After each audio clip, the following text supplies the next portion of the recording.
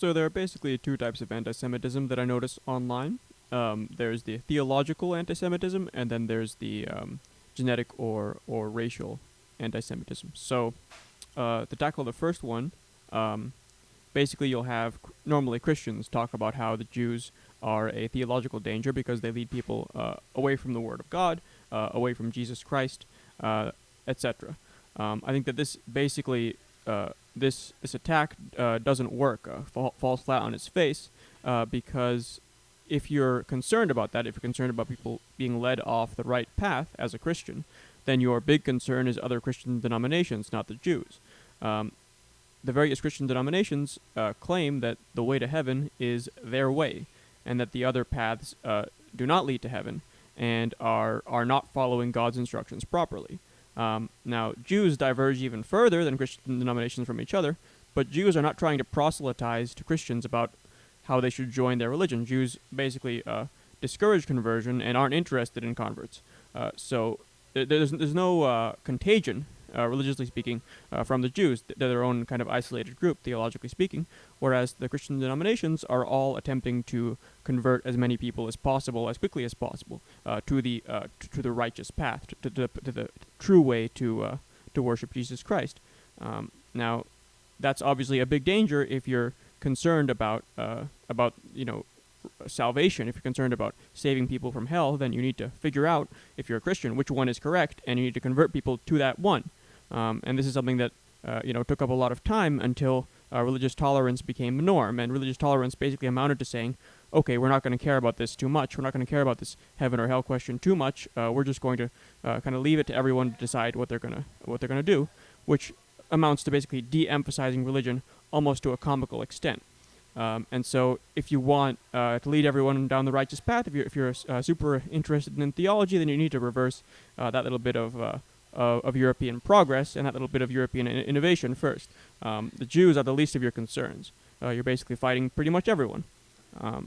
And what you'll notice is that the people who are attacking Jews on this basis, on this theological basis, don't tend to be actually all that interested in theology. They tend to just kind of have happened. Yeah, they seem to basically be basing it off of a few passages that they read, and based and animosity towards the Jews. I think it amounts to a way to be antisocial rather than a way to actually be religious. And the reason why is that nobody really cares if you attack other Christian denominations. No one cares about spats between the Protestants and the Catholics anymore. But they do care if you attack the Jews, because the Jews are really concerned about being attacked. So that's who they attack. They attack the group that it's practical to vent antisocial feelings towards and get a rise. And that's, I think, really the basis behind their attacks, rather than any theological concerns, because, as I said, if they were theologically concerned, then they'd be involved in debates, arguments, and political battles with other Christians who are trying to convert people to the wrong or the right path, as you may believe it. Now, the second variety would be kind of the genetic variety, where they say that the Jews are parasites, that they're because they're a different ethnicity, and and they use resources of their host countries. They're preying upon them, and they amount to a group evolutionary strategy that takes advantage of other countries and other societies.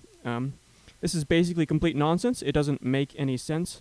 As Nathan Koffness pointed out, if this was actually the Jewish modus operandi, then by the simple expedient of just having babies, of just having a decent birth rate, they would be close to a majority in the United States. But they have a very low birth rate, which is not consistent with them being a parasite. It's not much of a parasite that shrinks when embedded in a host. Also, the entire kind of Jewish modality is unsuited to this sort of idea of rapid growth, because usury and money lending, it's not a way to grow into a huge group. There aren't a lot of slots for bankers, right? It's not a gigantic niche in terms of people, and it tends to be kind of winner take all. So it's not a way to become huge. It's not a way to have hundreds of millions of Jews running around. It's a way to have rather few, and that's sort of been borne out. The Jews did not manage to grow that large in Europe. They would grow to a decent size, and then they'd get pared back because they would outgrow their niche.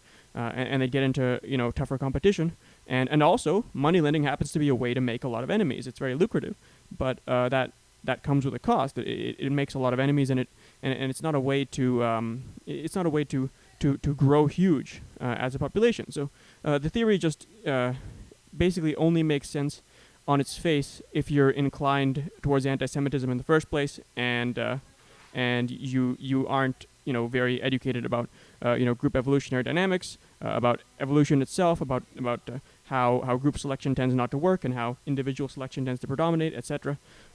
It really doesn't have very much weight to it. So those are kind of the two main categories of anti-Semitism that I notice online, and in both cases, I think it really boils down to sentiment more than reason. I don't think that there is, I don't think that these modalities are really logically defensible. I think that they're a way to vent some kind of anger at the man. It's about being really mad about the norms of your society and attacking those norms in as spectacular a fashion as you can. And at the moment, in America and in the West, that means being anti-Semitic. So as long as it being anti-Semitic has that crown, you're going to see antisocial personalities become attracted to anti-Semitism and justify it in all sorts of bizarre ways.